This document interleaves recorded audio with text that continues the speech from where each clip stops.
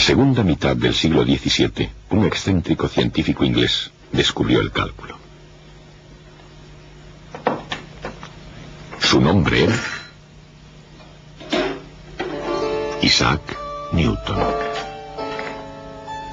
Y su descubrimiento no tiene comparación en ciencia y en matemáticas.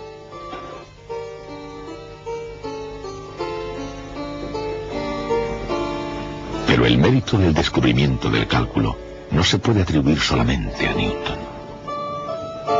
Lo comparte en justicia con un erudito diplomático de Hannover, que era profesor en el Land alemán de la Baja Sajonia en el siglo XVII. Se llamaba Barón Gottfried Wilhelm von Leibniz. Era mundano, extrovertido y se le daban muy bien las mujeres.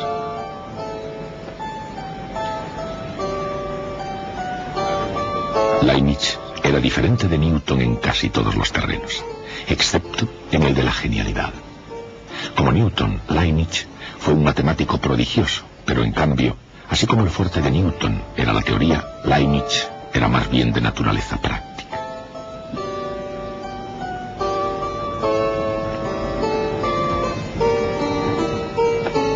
Por ejemplo, Leibniz inventó una calculadora mecánica que era portátil y podía sacar raíces cuadradas.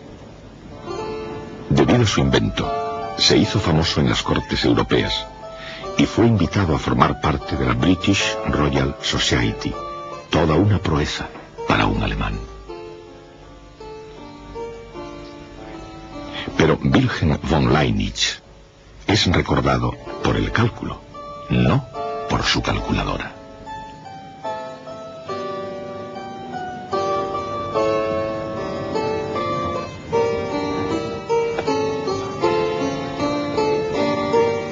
Aunque se reconoce a Newton y Leibniz como los principales arquitectos, ninguno de los dos construyó el cálculo sin ayuda.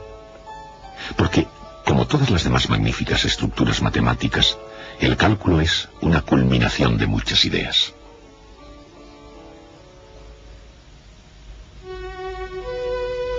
Oresme, Galileo,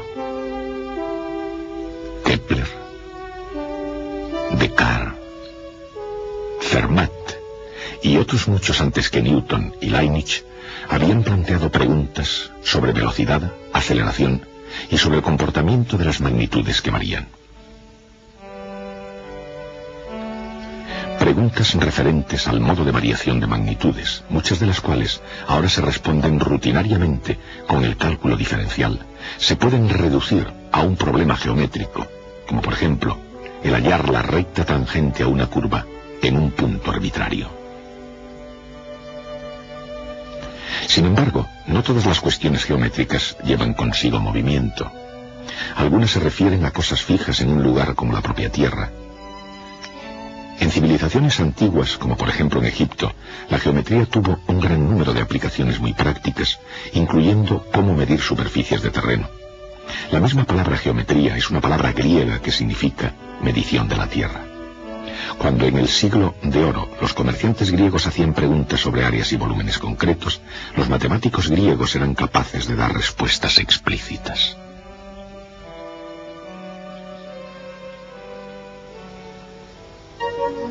El área de un rectángulo es el producto de su base por su altura. El área de un triángulo es la mitad del área del rectángulo con la misma base y la misma altura. Cualquier figura plana limitada por líneas poligonales se puede descomponer en triángulos y su área es la suma de las áreas de esos triángulos. Pero, ¿cómo se puede hallar el área de una figura curva, de un segmento de parábola o de una figura incluso más exótica? Estas cuestiones matemáticas eran un reto para la mente y el espíritu de los griegos. En un maratón intelectual, que bien se podría haber llamado una carrera de relevos hacia el cálculo, los grandes matemáticos griegos competían con el fin de encontrar un método general de cuadraturas, un proceso para hallar áreas de figuras curvas. Hubo también importantes participaciones de otras culturas, pero en la primera vuelta los griegos quedaron vencedores. Su idea era aproximar la figura curva con polígonos inscritos, intentando llenarla por completo. Solían aumentar poco a poco el número de lados. Esta antigua aproximación griega se llamaba el método agotamiento. Con este método, una aplicación del concepto de límite de una sucesión indefinida, los griegos establecieron para siempre el número estándar de las matemáticas. Y además, casi consiguieron el cálculo. De hecho, si Arquímedes hubiera conocido los símbolos de uso ordinario 18 siglos más tarde, probablemente habría sido coronado con el éxito. En cualquier caso, incluso sin la ayuda del álgebra, realizó un número de descubrimientos espectaculares. Uno de los más notables fue la cuadratura de un segmento de parábola. Designemos por A de t el área entre la parábola y el eje X. Desde X igual a 0 a X igual a t.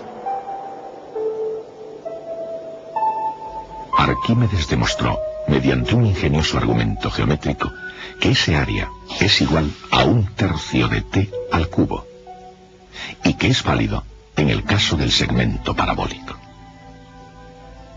En el avance hacia el cálculo, es solo un caso especial más bien que una forma general. Y para empujar a los eruditos hacia adelante, se necesitaba una matemática más poderosa incluso. Se avanzaba, pero aún tardaría un largo tiempo en aparecer. A principios de los años del 1600, Kepler, un matemático y astrónomo errante, echó de nuevo la bola a rodar.